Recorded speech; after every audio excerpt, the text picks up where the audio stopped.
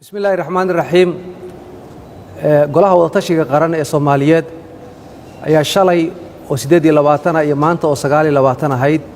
waxa ay ku shireen magaalada Muqdisho shirkaas oo uu shir gudoominayay ra'iisul wasaaraha xukuumadda Jamhuuriyadda Federaalka Soomaaliya Maxamed Xuseen Rooble ayaa waxa ka qayb galay madaxweynayaasha dawlad goboleedyada madaxweynaha Puntland Saciid Cabdullaahi Dani madaxweynaha dawlad goboleedka Galmudug Axmed Cabdi Kaariye Qoorqoor madaxweynaha Jubbaland Axmed Maxamed Islaam madaxweynaha Koonfur Galbeed Soomaaliya Cabdicasiis Xasan Maxamed Laftagareen waxaa sidoo kale qadka fogaan araga kaga qayb galay madaxweynaha dawlad goboleedka Hirshabeelle Cali Cabdullaahi Xuseen iyo sidoo kale gudoomiyaha gobolka Banaadir ayaa isna goobjoog ahaa shirkaas madaxdu ay ka hadlaysay oo looga hadlayay arrimaha doorashooyinka ayaa ugu horeyn ajanduhu waxa uu ahaa oo ay ka hadlayeen warbixin horumarkii laga sameeyay wixii ka dambeeyay heshiiskii halkan ay ku yeesheen 27kii May oo ay iska xog wareysanayeen wixii ka soo kordhay shirkaasi sidoo kale waxa ka mid ahaa arinta ama shaqada la taliyaasha guddiga farsamo ee golaha wadatashiga qaran arrimaha doorashooyinka ka shaqeynaya sidoo kale waxa laga wada hadlay qorshaha amniga doorashada habraaca xaqiijinta qoondada haweenka ayaa isna aad loogu dheeraaday oo la falanqeeyay marka arinta laga hadlayna golaha wadatashiga qaran waxa uu isku raacay in murashaxiinta ma qoondada haweenka lacagta ay bixinayaan ama lacagta khidmada ay bixinayaan la dhimo 50% taasoo ay codsi maaragtay ka yimid ururada haweenka iyo wasaaradda haweenka isla markaana ay tixgeliyeen golaha wadatashiga qaran iyagoo fiirinaya duruufaha haweenka sidoo kale waxa laga wada hadlay habraaca maareynta maaliyadda doorashada iyo waliba jadwalka doorashada oo la soo saaray jadwalka doorashada golahu waxa uu isku raacay jadwalkan halka ku qoran oo ah kow tababarka iyo doorashada gudoonka gudiyada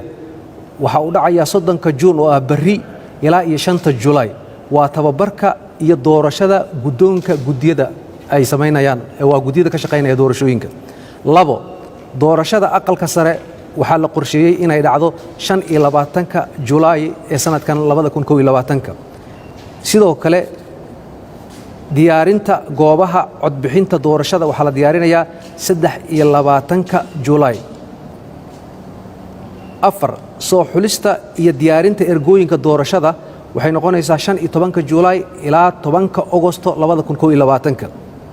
shan doorashada xildhibaanada golaha shacabka Jamhuuriyadda Federaalka Soomaaliya waxay noqonaysaa 10 Agosto ilaa iyo 10 September lix dhaarinta xildhibaanada iyo doorashada gudoonka labada aqal waa 20 September 2020 sida la qorsheeyay ugu dambeyntii doorashada madaxweynaha Jamhuuriyadda Federaalka Soomaaliya waxay dhacaysaa 10 Oktoobar 2021 kaasi waa jadwalka doorashada waxayna tababar socotay magacaabis uu sameeyay ra'iisul wasaaraha xukuumadda Jamhuuriyadda Federaalka Soomaaliya markii uu arkay qodobada 99aad iyo 100aad ee dastuurka ku meel gaarka ee Soomaaliya markii uu arkay go'aamada heshiiskii 27kii May 2021 qodobkiisa saddexaad ee hanaanka xalinta khilaafaadka gobolka Gado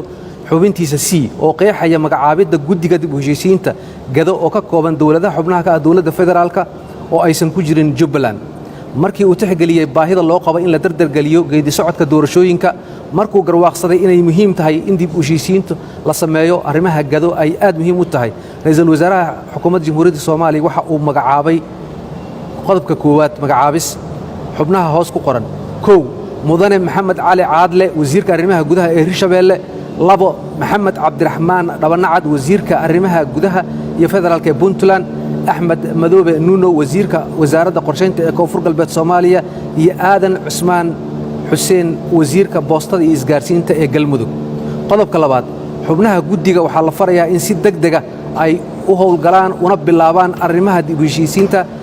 يجو ولا تشيء الله سمينا يدمان إن عيدا أي دي بوشين تو أي قصيصو قلب كسدحات جودية مرك أي هوله هذا جودريان وها هجية جوانا دي تطبيق لبعتنكي مي 2021 qodobkiisa saddexaad qodobka ugu dambeeya oo qodobka shanaad xeerkan wuxuu dhaqan galayaa marka uu saxiixo ra'iisul wasaaraha xukuumadda Jamhuuriyadda Federaalka Soomaaliya waana uu saxiixay wabillahi tawfiiq